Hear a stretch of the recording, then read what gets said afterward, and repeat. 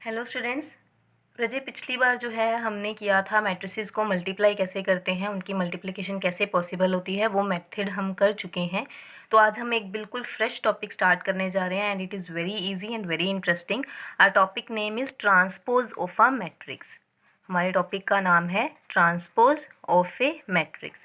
रजय, सबसे पहले तो समझो कि ट्रांसपोज वर्ड का मतलब क्या होता है। ट्रांसपोज वर्ड का मतलब होता है कि उल्टा कर देना। जैसे कि हमारे पास मैट्रिक्स में रोज़ होती हैं और कॉलम्स होते हैं। अगर वो कहें कि उसका ट्रांसपोज लो, दैट मीन्स आपने रोज़ को कॉलम बना देना और कॉलम को क्या बना देना है, रोज़ बना देना है। फॉर एग्जाम्पल, मेरे पास कोई मैट्रिक्स दी हुई है यहाँ पे 1 2 3 4 5 6। अब इसका मुझे क्या लेने के लिए कहें, वो ट्रांसपोज। ट्रांसपोज लेने का मतलब क्या है, मुझे क्या कर देना है, इसकी रोज़ को कॉलम बना देना है और कॉलम को रोज़ बना देना है। तो ध्यान से देखना रजिए, हम इसको कैसे सॉल्व कर रहे हैं। सबसे पहले हम क्या उठाएंगे, इसकी रो, ये रही, ये इसकी फर्स्ट रो है, इसको हमने क्या बना देना है, फर्स्ट कॉलम। तो ये जो फर्स्ट रो है ये क्या बन जाएगा, फर्स्ट कॉलम। तो 1 2 एंड 3 डन। उसके बाद हमारा नेक्स्ट आता है। अब उन्होंने कहा कि रोज़ को कॉलम बनाना है, तो फर्स्ट रो को हमने फर्स्ट कॉलम में बना दिया। वैसे ही हम सेकंड रो उठाएंगे और सेकंड कॉलम में कन्वर्ट कर देंगे। तो ये क्या बन जाएगा, 4 5 6। ईजी। आपने सिंपली क्या करना है, रोज़ उठानी है, उनको कॉलम्स में कन्वर्ट करना है। आप कॉलम वाइज भी कर सकते हो कि कॉलम को उठा के रो में कन्वर्ट कर दो। जैसे ये 1 4 है, this is 1 4 is it is the first column, तो आपने फर्स्ट कॉलम को फर्स्ट रो में कन्वर्ट कर दिया 1 4। जैसे मर्जी आप समझना चाहो, पर रोज़ को कॉलम्स में कन्वर्ट करना मुझे ईजी लगता है और मुझे प्रेफरेबल भी लगता है। तो आप जैसे करना चाहो, आपको जैसे समझ आता है आप वैसे कर सकते हो। एक चीज़ का ध्यान रखना रजे, जब भी आप रोज़ और कॉलम्स को चेंज करोगे तो इसका ऑर्डर जैसे क्या है, 2 क्रॉस 3। ठीक है, इसका ऑर्डर है 2 क्रॉस 3। अब इसका ऑर्डर क्या है, 3 क्रॉस 2। अब आपको पता है आपने रोज़ को किस में चेंज कर दिया, कॉलम्स में। तो ये रोज़ थी, ये किस में चेंज हुई, कॉलम में। और ये कॉलम्स थी, ये किस में चेंज हो गए, रोज़ में। इसका मतलब आपका जो ऑर्डर है वो ऑपोजिट हो जाएगा, इंटरचेंज हो जाएगा। 2 क्रॉस 3 का 3 क्रॉस 2, 2 क्रॉस 1 का 1 क्रॉस 2, इस तरह से। अब ट्रांसपोज को लिखा कैसे जाएगा, उसको शो कैसे किया जाएगा, उसके तीन तरह से उसको डिनोट करते हैं। या तो ए के ऊपर ऐसे डैश लगा देंगे, या फिर ए के ऊपर स्मॉल टी डाला होगा, या ए के ऊपर कैपिटल टी डाला होगा, कुछ भी लिख सकते हैं। तीनों मेथड से, तीनों तरह से डिनोट कर सकते हैं एंड इट इज़ प्रेफरेबल। आपको जो सही लगे आप कर सकते हो। डैश वाला मेथड मुझे ज़्यादा अच्छा लगता है, एक सिंगल लाइन ही लगानी है।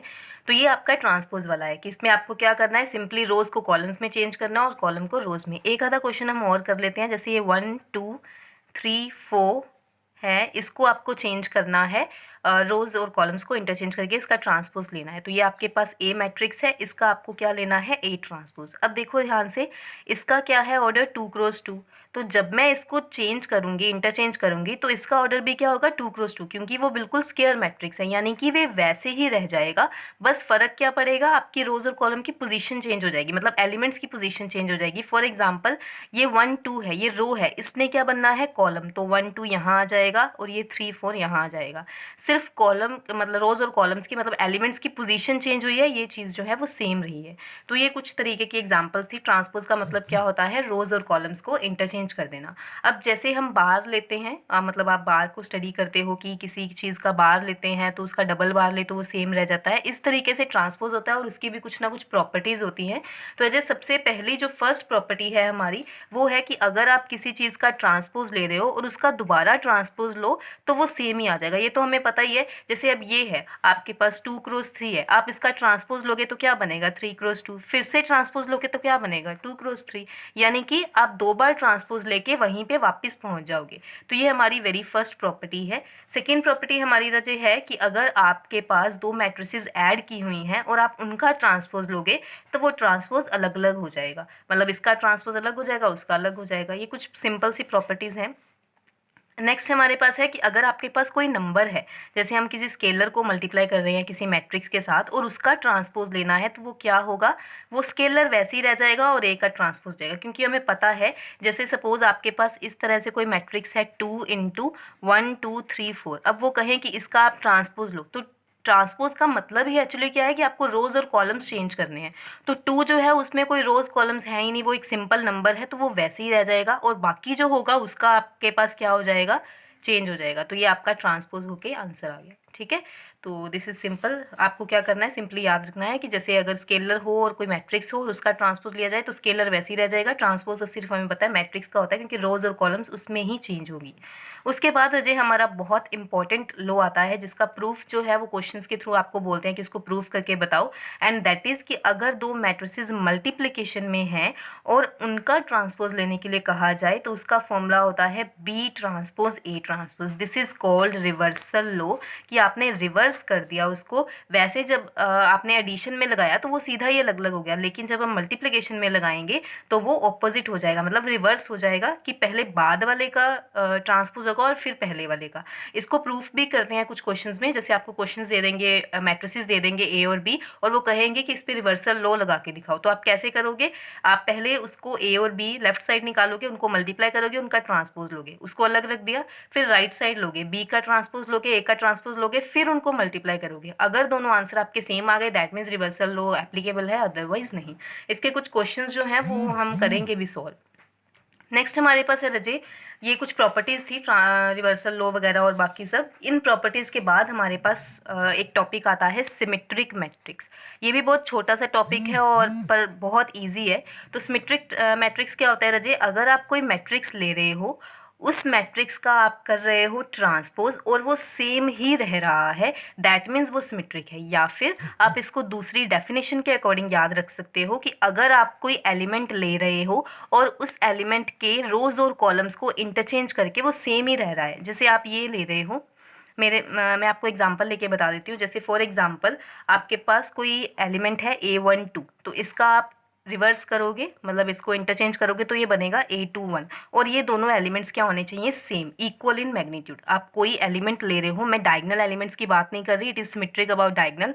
डायगनल एलिमेंट्स जो है वो फिक्स रहेंगे, डायगनल के अलावा जो एलिमेंट्स होते हैं जैसे 1 2 2 3 3 1 ऐसे वाले एलिमेंट्स, उनकी पोजीशन आप इंटरचेंज कर दो और जो नया एलिमेंट बने उन दोनों का आंसर सेम ही हो। जैसे A12 है, यहाँ पे A12 कहाँ है, ये वाला, और यहाँ पे A21 कहाँ है, ये वाला। अब इन दोनों का आंसर सेम होना चाहिए, मतलब इन दोनों की जगह पे एक ही एलिमेंट होना चाहिए। For example 4 and 4। Now this is symmetric matrix because it is symmetric about the diagonal.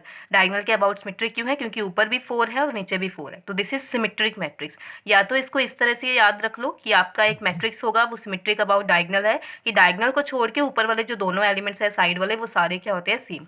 ये तो आपका 2x2 का है, मैं 3x3 का भी बता देती हूँ। फॉर एग्जाम्पल आपके पास ये 1 2 3 है। अब यहाँ पे कौन कौन से सेम होने चाहिए, ये और ये, A12 A21, ये वाला और ये वाला, A13 A31, A23 A32, ये वाले एलिमेंट्स जो हैं सेम होने चाहिए। तो मैं इसको लिख रही हूँ, ये 4 हो गया, ये 5 हो गया और ये 6 हो गया। ठीक है, तो मैंने क्या किया, ये वाला एक डायगनल था, इसके अबाउट ये बिल्कुल सिमेट्रिक है, 4 और 4, 5 और 5, 6 और 6, तो ये सिमेट्रिक है। This is called symmetric matrix. ये वैसे आपको डेफिनेशन के अकॉर्डिंग इसका डेफिनेशन जो है प्रॉपर वो ये होती है, पर अगर आपको प्रूव करने के लिए कहा जाए कि प्रूव करो ये सिमेट्रिक है या नहीं, तो प्रूव करने का मेथड क्या है कि अगर आप इसका ट्रांसपोज लोगे तो वो वापस वही बन जाएगा। जैसे कि ये है आपके पास, ये वाला है, इसका आप ट्रांसपोज लो, इसका ट्रांसपोज हम लेंगे तो क्या बनेगा, ये वाला, ये 1 4 4 2 सेम बन गया। इसका मतलब सिमेट्रिक मैट्रिक्स कौन सी होती है, जिसका ट्रांसपोज लेने पे वो सेम ही रह जाए, उस पर कोई चेंज ना आए, दैट इज सिमेट्रिक मैट्रिक्स। ठीक है, तो ये वाला आपके पास एक प्रोसीजर है, एक मेथड है। इसमें आपको सपोज कोई क्वेश्चन में कहा जाए कि इसको प्रूव करो कि सिमेट्रिक है, तो आप क्या करोगे, जैसे आपको कहा जाए कि ये वाली एक मैट्रिक्स है 1 2 3 3, इसको प्रूव करो कि ये सिमेट्रिक है, तो आप क्या करोगे, आप कहोगे कि ये ए मैट्रिक्स है, हम इसका ट्रांसपोज दे देते हैं। तो ट्रांसपोज करके आप उनको शो करोगे, जैसे मैंने इसका ट्रांसपोज शो किया, तो आपको अगर पता चलेगा कि ये क्या बन रहा है, सेम। अगर तो ये सेम आ गया एक ही तरह ही, दैट मीन्स जो पहले मैट्रिक्स था उसके जैसा सेम ही आ गया, दैट मीन्स ये आपके पास क्या है, सिमेट्रिक है। ठीक है, तो ये सिमेट्रिक का कंसेप्ट क्लियर हुआ। सिमेट्रिक का मतलब क्या होता है, अगर आप किसी मैट्रिक्स का ट्रांसपोज ले रहे हो और वो सेम ही रह जाए, and that is a square matrix, otherwise आपका वो सिमेट्रिक बनेगा नहीं ना। स्क्वायर ही है जो सिमेट्रिक होता है, रेक्टेंगल में तो वो सिमेट्रिक बन ही नहीं पाएगा। तो स्क्वायर मैट्रिक्स जो है, आप एक स्क्वायर मैट्रिक्स ले रहे हो ए और वो डायगनल के अबाउट सिमेट्रिक है, डायगनल के अबाउट सिमेट्रिक है, दैट मीन्स उसका वो सिमेट्रिक मैट्रिक्स होगा। या फिर दूसरी डेफिनेशन क्या है कि उसका ट्रांसपोज करने पे वो सेम रहा है। तो that also means that it is symmetric. अब आते हैं सिमेट्रिक के अलावा स्क्यू सिमेट्रिक के ऊपर। जैसे सिमेट्रिक होता है वैसे ही हमारा क्या होता है, स्क्यू सिमेट्रिक। स्क्यू सिमेट्रिक रजे क्या होता है, स्क्यू सिमेट्रिक में हमारे पास होता है, जैसे उसमें हमारे पास क्या था कि आप उसका ट्रांसपोज लो और वो क्या रह जाए, सेम। तो स्क्यू सिमेट्रिक में क्या होता है, आप उसका ट्रांसपोज लो पर उस पर एक नेगेटिव का फर्क पड़ जाए, दैट मीन्स स्क्यू, मतलब उस पर नेगेटिव का फर्क पड़ जाए, या फिर उसके जो एलिमेंट्स हैं, जैसे हम पिछली बार हमने लिखा था कि A12 और A21 जो है वो सेम होंगे, मतलब इनको रिवर्स करो तो सेम रहेंगे, उनका मैग्नीट्यूड इक्वल रहेगा। पर यहाँ पे स्क्यू सिमेट्रिक में क्या होगा कि वो जो सेम नहीं रहेंगे उनमें एक नेगेटिव का फर्क पड़ जाएगा। फॉर एग्जाम्पल मैं 3x3 का लिख रही हूँ, जैसे 1 2 3, ये आपकी पोजीशन सेम है, यहाँ पे दोनों एलिमेंट्स जो भी मैं लिखूँ उन पे एक नेगेटिव का फ़र्क हो, यहाँ जो एलिमेंट्स लिखूँ उनमें नेगेटिव का फ़र्क हो, यहाँ जो एलिमेंट्स लिखूँ उन पे नेगेटिव का फ़र्क हो। तो it is skew symmetric about the diagonal because 4 and -4, 5 and -5 and 6 and -6 are skew symmetric because इनका जो एलिमेंट्स हैं, ऑपोजिट रिवर्स वाले एलिमेंट्स हैं, उनमें एक नेगेटिव का फ़र्क है। बट नाउ यहाँ पे एक चीज़ ध्यान देने वाली है, ये वाली मैट्रिसेस में हमारे पास क्या होता है रजे, जो डायगोनल एलिमेंट्स हैं they are always zero. Diagonal elements क्या होते हैं, जीरो। उसका रीज़न क्या है, फॉर एग्जाम्पल मैं आपके पास ये एलिमेंट्स लिख रही हूँ, अकॉर्डिंग टू डेफिनेशन ये आपके पास होता है स्क्यू सिमेट्रिक का, कि आप अगर उसको रिवर्स कर रहे हो तो वो नेगेटिव का फ़र्क हो। अगर यहाँ पे मैं दोनों सेम ले लूँ, मतलब डायगोनल एलिमेंट्स ले लूँ, मैं आई और आई सेम ले लूँ, तो ये इस तरह से हो जाएगा, ठीक है। अब इसको मैं उधर लेके जाती हूँ तो ये क्या बन जाएगा, 2 times is equal to zero, यानी कि डायगोनल एलिमेंट्स क्या हो गए, जीरो। तो आप ध्यान क्या रखोगे, स्क्यू सिमेट्रिक में वैसे भी ये उसकी पहचान होती है, जब हम कॉम्पिटिटिव एग्जाम्स में या JEE वगैरह के एग्जाम्स में इसको क्वेश्चंस को देखते हैं, MCQ टाइप क्वेश्चंस को, तो उसकी पहचान ये होती है कि स्क्यू सिमेट्रिक में डायगोनल एलिमेंट्स क्या हो जाते हैं, जीरो हो जाते हैं। उसका प्रूफ मैंने आपको बता दिया है कि जैसे कि हमारी डेफिनेशन के अकॉर्डिंग क्या होता है, जब आप एलिमेंट्स को रिवर्स कर रहे हो तो उसमें एक नेगेटिव का फर्क रहेगा। फॉर एग्जांपल मैं यहाँ पे डायगोनल एलिमेंट्स को कंसीडर कर रही हूँ कि A मतलब जो सेम सेम वाले A11 A22 A33 वाले, मैं उनको ले रही हूँ, I और J की जगह सेम सेम पुट कर रही हूँ, तो मेरा इस तरह से कंडीशन बनेगी। अब इसको मैं उधर ले जाऊँगी तो ये ऐड हो जाएगा, मतलब 2 टाइम्स हो जाएगा। अब 2 टाइम्स होने के बाद ये तो आ गया zero, that means diagonal elements क्या आ गए, जीरो। तो डायगोनल एलिमेंट्स स्क्यू सिमेट्रिक में कहेंगे क्या रहेंगे, जीरो रहेंगे। इसके अलावा अगर आपको प्रूव करने के लिए कहा जाए कि प्रूव करो कि ये स्क्यू सिमेट्रिक है या नहीं, तो कैसे प्रूव करेंगे, आपको कोई भी मैट्रिक्स दे देंगे, आपको उसका ट्रांसपोज लेना है, अगर उसमें से माइनस कॉमन आ रहा है, जैसे इसमें से माइनस कॉमन निकालोगे तो आपका वो क्या बन जाएगा, उसके बाद वो स्क्यू सिमेट्रिक बन जाएगा। मतलब आप कोई मैट्रिक्स ले रहे हो यहाँ पे, जैसे मैंने यहाँ पे ली 0 0 -1 और 1, मैंने ये मैट्रिक्स ली ए, वो कहें कि इसका ट्रांसपोज लो, स्क्यू सिमेट्रिक प्रूव करो इसको, तो स्क्यू सिमेट्रिक कैसे प्रूव करेंगे, आपने इसका क्या लेना है, ट्रांसपोज। मैं इसका ट्रांसपोज ले रही हूँ तो ट्रांसपोज लेने पे ये बना। अब अगर इसका ट्रांसपोज लेने पे और इसके बीच में से माइनस साइन कॉमन लेने पे ए वाला मैट्रिक्स ही वापस बन जाए, जैसे इसमें से मैं माइनस कॉमन लूँगी तो ये क्या बनेगा, इस तरह से। अब ये तो इसके जैसा सेम ही बन गया, मैंने मैट्रिक्स लिया, मैंने उसका ट्रांसपोज किया, ट्रांसपोज करने पे जब मैं माइनस कॉमन निकाल रही हूँ तो ये मैट्रिक्स के जैसा सेम ही बन रहा है, that means A transpose is equal to minus A, तो ये क्या बन रहा है, it is skew symmetric matrix. I hope ये क्लियर हो रहा है, ठीक है। तो ये वाला आपका स्क्यू सिमेट्रिक मैट्रिक्स था। उसके बाद रजे आपके पास होता है, स्क्यू सिमेट्रिक मैट्रिक्स के बाद आपके पास दो वर्ड्स होते हैं स्केयर मैट्रिक्स के लिए। जैसे सपोज आपके पास कोई स्केयर मैट्रिक्स है ए, इस स्केयर मैट्रिक्स ए को मैं सिमेट्रिक और स्क्यू सिमेट्रिक की फॉर्म में लिख सकती हूँ। फॉर एग्जांपल अगर वो कहें, आप इसको प्रूफ भी कर सकते हो, कोई भी सिंपल सा सिमेट्रिक मैट्रिक्स ले लेना। अगर सपोज आपके पास कोई मैट्रिक्स है ए और वो कहें कि ये सिमेट्रिक है, तो इसमें अगर आप इसका ट्रांसपोज ऐड करोगे ना तो वो भी सिमेट्रिक होगा। आप चाहो तो एग्जाम्पल लेके, कोई भी एग्जाम्पल लेके इसको प्रूव कर सकते हो। आप कोई मैट्रिक्स लो और वो सिमेट्रिक होना चाहिए, अगर आप उसमें उसका ट्रांसपोज ऐड करोगे तो वो सिमेट्रिक बनेगा, और अगर आप उसमें से उसका ट्रांसपोज माइनस करोगे तो वो स्क्यू सिमेट्रिक बनेगा, ठीक है। आप कोई भी मैट्रिक्स लेके देख लेना, अगर आप किसी मैट्रिक्स में उसका ट्रांसपोज ऐड कर रहे हो तो वो सिमेट्रिक बनेगा, अगर किसी मैट्रिक्स में से आप उसका ट्रांसपोज माइनस कर रहे हो तो वो स्क्यू सिमेट्रिक होगा। ध्यान रखना ये वाला जो मैट्रिक्स है आपका, ये कौन सा मैट्रिक्स होना चाहिए, that should be a square matrix.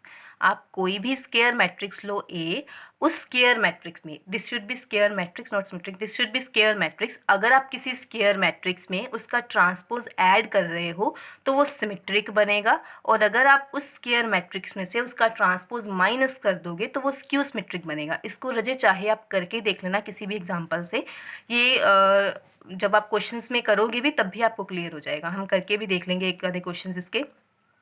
मैंने क्या कहा, आप कोई मैट्रिक्स लो ए, वो स्क्वायर मैट्रिक्स होना चाहिए, क्योंकि हमें पता है स्क्वायर मैट्रिक्स से ही सिमेट्रिक और स्क्यू सिमेट्रिक बनते हैं। अगर आप उस स्क्वायर मैट्रिक्स में उसका ट्रांसपोज ऐड करोगे तो रिजल्टिंग आंसर होगा सिमेट्रिक, और अगर आप उसमें से उसका ट्रांसपोज माइनस करोगे तो रिजल्टिंग आंसर होगा स्क्यू सिमेट्रिक। ठीक है। अब आपके पास कोई मैट्रिक्स है ए, कोई भी स्क्वायर मैट्रिक्स है ए, आप उसको क्या लिख सकते हो, आप उसको ऐसे लिख सकते हो half of A plus half of A, कोई फ़र्क नहीं पड़ेगा, हम इसको स्प्लिट कर सकते हैं। एक पूरा मैट्रिक्स है, मैंने उसको हाफ ऑफ की फॉर्म में लिख दिया। अब हाफ ऑफ की फॉर्म में लिखने के बाद ये वाला हम कह सकते हैं कि इसमें हाफ ऑफ सिमेट्रिक मैट्रिक्स होगा और half of skew symmetric matrix होगा। ये रजे पूरा प्रूफ है, इसमें हम क्वेश्चंस में करेंगे इसको। यानी कि अगर आपके पास कोई मैट्रिक्स है ए, आप उसको किस फॉर्म में लिख सकते हो, आप उसको लिख सकते हो सिमेट्रिक प्लस क्यू सिमेट्रिक। आप किसी भी स्क्वायर मैट्रिक्स को लिख सकते हो कि उसका आधा पार्ट सिमेट्रिक होगा और उसका आधा पार्ट स्क्यू सिमेट्रिक होगा, क्योंकि दोनों को कंबाइन करके वो मैट्रिक्स दोबारा बन जाएगी। इसका मतलब आप क्या लिख सकते हो, ये वाला आपका प्रूफ रहेगा, फाइनल रिजल्ट रहेगा। आप किसी भी मैट्रिक्स को क्या लिख सकते हो कि half of A plus A dash plus half of A minus A dash. कैसे बना, आपके पास कोई मैट्रिक्स था स्क्वायर मैट्रिक्स ए, आपने उसको किस फॉर्म में लिखा कि वो सिमेट्रिक मैट्रिक्स की फॉर्म में है, आधा वो सिमेट्रिक है और आधा क्या है, स्क्यू सिमेट्रिक। पर हमने क्या बोला कि सिमेट्रिक कब होगा, जब उसको आप ए में ए ट्रांसपोज ऐड करोगे, और स्क्यू सिमेट्रिक कब होगा, जब आप उसमें से ए ट्रांसपोज माइनस करोगे। ठीक है। तो मैंने एक्चुअली क्या किया, मैंने किसी मैट्रिक्स को सिमेट्रिक प्लस स्क्यू सिमेट्रिक की फॉर्म में रिप्रेजेंट कर दिया। इसका क्वेश्चन रजे बहुत बार आता है कि रिप्रेजेंट और express any square matrix as a sum of symmetric and skew symmetric matrix. तो उसमें आपको क्या करना होता है, आपको सिंपली इसकी वैल्यू निकालनी है, इसकी वैल्यू निकालनी है, दोनों को निकाल के आप अगर ऐड करोगे तो यही दोबारा बनेगा। इसको मैं शो भी कर देती हूँ, जैसे ये है, आप इसकी राइट साइड को सॉल्व करोगे रजे, it's right side is half A plus A dash plus half A minus A dash. अगर आप इसको सॉल्व करोगे it is half of A dash plus half of A minus half of A dash. ठीक है, ये तो हो गया कैंसिल, पॉजिटिव एंड नेगेटिव, और ये वाली हाफ ऑफ ए क्या बन गया, ए बन गया। आप चाहो तो इसको देख भी सकते हो। तो ये याद रखना है कि अगर कोई भी स्क्वायर मैट्रिक्स है उसको हम कैसे लिख सकते हैं, symmetric plus skew symmetric matrix की फॉर्म में, where symmetric matrix is in the form of half of A plus A dash and skew symmetric matrix is in the form of half of A minus A dash. ठीक है, I hope यहाँ तक clear हुआ है। सबसे पहले हमने रजी क्या किया था, सबसे पहले हमने किया कि ट्रांसपोज कैसे निकालते हैं। ट्रांसपोज कैसे निकालते हैं, रोज़ और कॉलम्स को इंटरचेंज करके आप रोज़ को कॉलम्स बना दो, कॉलम्स को रोज़ बना दो, वो आपके पास ट्रांसपोज बन जाएगा। फिर हमने उसकी प्रॉपर्टीज़ की, याद रखना ऑर्डर भी चेंज होता है जब हम ट्रांसपोज करते हैं। तो उसके बाद हमने प्रॉपर्टीज़ की कि अगर आप किसी का डबल ट्रांसपोज ले रहे हो तो वो सेम ही रह जाएगा, एडिशन में वो अलग अलग हो जाएगा, और स्केलर का ट्रांसपोज होगा ही नहीं। और रिवर्सल लो क्या कहता है कि अगर आप मल्टीप्लिकेशन में ट्रांसपोज ले रहे हो तो वो क्या हो जाएगा, रिवर्स हो जाएगा, पहले बी का होगा फिर आपके पास ए का होगा।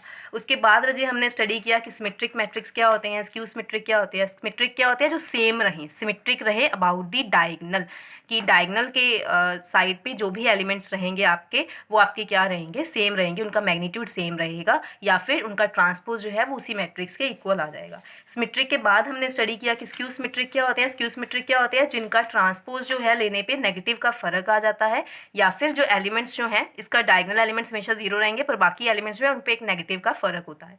ये हमने क्या किया, स्क्यू सिमेट्रिक मैट्रिक्स। उसके बाद हमने स्टडी किया कि किसी भी मैट्रिक्स ए को, किसी भी स्क्वायर मैट्रिक्स ए को आप सिमेट्रिक और स्क्यू सिमेट्रिक की फॉर्म में रिप्रेजेंट कर सकते हो, क्योंकि अगर आप कोई स्क्वायर मैट्रिक्स ले रहे हो और उसमें उसका ट्रांसपोज ऐड करोगे तो वो सिमेट्रिक बनेगा, उसका ट्रांसपोज माइनस करोगे तो वो स्क्यू सिमेट्रिक बनेगा। और इस तरह से आप उस स्क्वायर मैट्रिक्स को किस फॉर्म में रिप्रेजेंट कर सकते हो, half of A plus A dash plus half of A minus A dash. Paper में क्वेश्चन किस फॉर्म में आता है, express a square matrix A in the form of, in the sum of symmetric and skew symmetric matrix. Done. अब इसके अलावा रजे एक छोटी सी डेफिनेशंस हैं कुछ, जो आपके बोर्ड एग्जाम्स में तो यूज़ नहीं होने वाली, लेकिन हाँ जब हम JEE वगैरह के एग्जाम्स करते हैं उसमें बहुत यूज़फुल होती हैं। ये वाली जो कुछ डेफिनेशंस है रजे, ये मैं आपको समझा देती हूँ, पर जब हमारी क्लासेस लगेंगी इंस्टीट्यूट में मैं तब आपको इसके कुछ प्रूफ्स और कुछ क्वेश्चन जो है वो हम डिस्कस कर लेंगे, क्योंकि यहाँ पर करने पॉसिबल नहीं है। वैसे ये बोर्ड एग्जाम्स में इसका इतना यूज़ नहीं है, JEE वगैरह के एग्जाम्स में ज़्यादा यूज़ होती हैं, वहाँ पर शॉर्टकट्स के फॉर्म में। तो सबसे पहला है कंजुगेट मैट्रिक्स। कंजुगेट वर्ड का मतलब क्या होता है, जैसे आइटा वाली टर्म्स है उनका हम नेगेटिव ले लेते हैं, दैट इज कंजुगेट। तो यहाँ पे कंजुगेट मैट्रिक्स क्या होगी कि अगर आप कोई मैट्रिक्स ले रहे हो और उसका कंजुगेट करने के लिए आपको कहें, दैट मीन्स जहाँ भी आयोटा वाली टर्म्स हैं वो क्या हो जाएंगी, नेगेटिव हो जाएंगी। तो दैट इज कंजुगेट मैट्रिक्स, ये आपने पहले भी किया हुआ है। नेक्स्ट हमारे पास है हर्मिशन मैट्रिक्स। हर्मिशन मैट्रिक्स क्या होता है रजी? अगर आप किसी मैट्रिक्स का थीटा ले रहे हो, थीटा मीन्स दैट मीन्स आप किसी मैट्रिक्स का ट्रांसपोज लेके कंजुगेट ले रहे हो या कंजुगेट लेके ट्रांसपोज ले रहे हो, कोई फर्क नहीं पड़ेगा।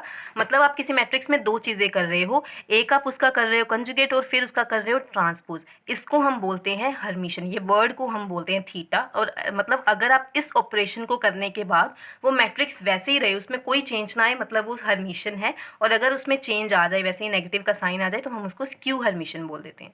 ऑर्थोगोनल मैट्रिक्स क्या होती है? अगर आप किसी मैट्रिक्स का ट्रांसपोज लो और उसको उसी मैट्रिक्स से मल्टीप्लाई करो और वो आइडेंटिटी बन जाए, दैट मीन्स ऑर्थोगोनल है।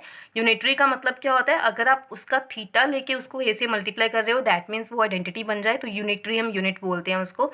निलपोटेंट मैट्रिक्स होती है रजे, अगर आप कोई स्केयर मैट्रिक्स ले रहे हो और उसकी कम से कम कोई ऐसी पावर, जैसे आप कोई स्केयर मैट्रिक्स ले रहे हो और उसका स्केयर करने पे वो जीरो मैट्रिक्स बना रही है, दैट मीन्स वो टू क्या है? उसका इंडेक्स है, वो टू उसकी लीस्ट पॉजिटिव पावर है, और उसको हम निलपोटेंट मैट्रिक्स बोल देते हैं। आइडेम्पोटेंट मैट्रिक्स क्या होती है रजे? अगर किसी मैट्रिक्स का स्केयर करने पे वो वैसे ही रहे, दैट मीन्स वो आइडेम्पोटेंट है। अगर किसी मैट्रिक्स का स्केयर करने पे वो आइडेंटिटी बन जाए, तो वो इनवॉलेटरी है। इन दोनों में कंफ्यूज नहीं होते हैं।